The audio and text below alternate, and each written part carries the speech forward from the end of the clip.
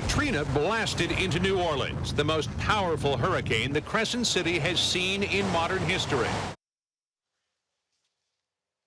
That was the CBS Evening News on August 29th, 2005, the day Hurricane Katrina made landfall. Louisiana officials held a remembrance ceremony today to mark 20 years since that deadly storm devastated New Orleans. According to the National Hurricane Center, nearly 1,400 people lost their lives. Mitch Landrieu joins me now. He served, as you may remember, as Lieutenant Governor of Louisiana during Hurricane Katrina and later became the mayor of New Orleans. It's great to see you. Thank you so much for being here. I think so many of us remember where we were when we saw those first news reports. You were obviously there.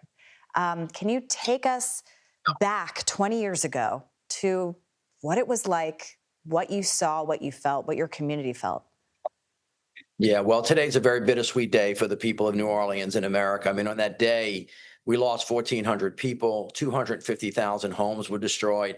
Those pictures that you see of your fellow Americans in the water, basically carrying the only thing that they could end each other, people who were drowning, rescuing people off of boats. It was a horrific situation. And whatever your imagination conjures up, just multiply it times 100 because it's really hard to fathom. But, after the floods came in, what also happened was a flood of people from across America came in to help us. And we saw neighbor helping neighbor, picking each other up. We rebuilt that city from the ground up with the help of our fellow Americans. And so as sad as we are to remember the lost lives, and there are actually 50 people that are still unclaimed, if you can believe that, we're also very thankful. And the people of New Orleans, as you know, are very resilient and tough, basically kept walking and rebuilt that city one brick at a time. But it's been a tough 20 years. We learned a lot of lessons. We're a lot better prepared today than we were.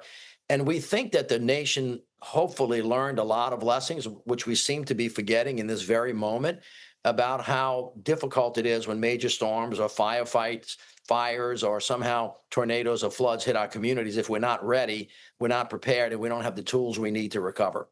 Yeah, I do want to talk to you about some of those lessons because I think it is on all of our minds, especially as we're heading into storm season now. What are some of those lessons that can be taken away in your experience and should be applied?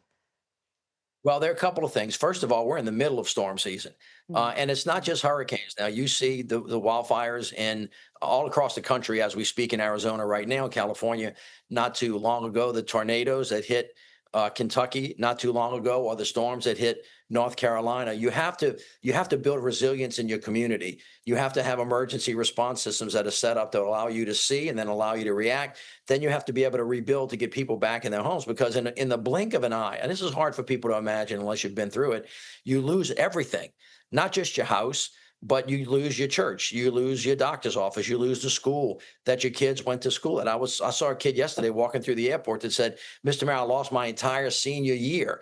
I mean, catastrophic consequences from the things that we're having, lots of pain. But at the same time, I have to just say that there are always these amazing human beings that I just call angels among us that come out of nowhere and start lifting each other up and remind us that we're all in the same boat together. And that when we pull together, no matter how bad it is, we can find a way forward. And that is really maybe the most important lesson. It's not whether you get hit, it's how you respond to it, and whether you invite other people in or you push them out, and whether you rebuild together or you rebuild, in a way that's not really smart. And so we've just got to keep that in the forefront of our mind as we move into difficult times, whether it's man-made or whether it's a natural disaster.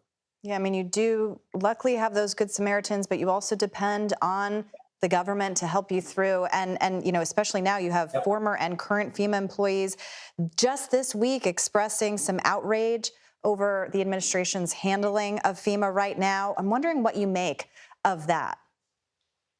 Well, let me just say broadly, the one thing that works when you're responding to a storm, actually, it's the only thing that works, is that when the federal government, run by the president and Department of Homeland Security and FEMA, are working very closely with the governor and his Office of Homeland Security and Emergency Preparedness and the local elected officials, be it a mayor or a county executive. When they're all working, when there's clear command and control, clear coordination, clear communication, and it's resourced appropriately, that is your best chance of preventing problems, saving lives, and then rebuilding. If you don't have that, if you have a federal government attacking the state government, or you have lack of coordination anywhere along the way, lives are going to be lost. bad things are going to happen. People's lives are not going to get rebuilt. And so right now, what we need to be very careful about is this current administration, for some reason, and I don't particularly understand it, when they're thinking about waste, fraud, and abuse, they're actually going after the places that matter the most to saving people's lives the quickest. And that would be the NOAA, where the hurricane, warriors spend their time, telling us a storm's coming. If you can't see that coming, then a mayor like me can't tell the citizens to get out of harm's way. If you're cutting FEMA or the amount of money, then you can't get people back into their homes. If you're fighting with the local elected officials, then all of a sudden, everybody's in different parts of the playing field at the same time, and that does not work. So I would caution the current administration, don't play politics with emergencies.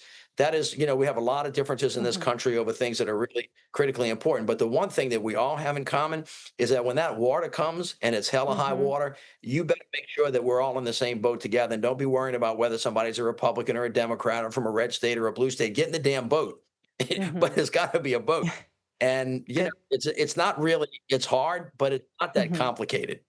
Yeah, good lesson for us all. Mitch Landrieu, thank you for sharing your insights and perspective with us. Thank we you. appreciate it. Good to see you.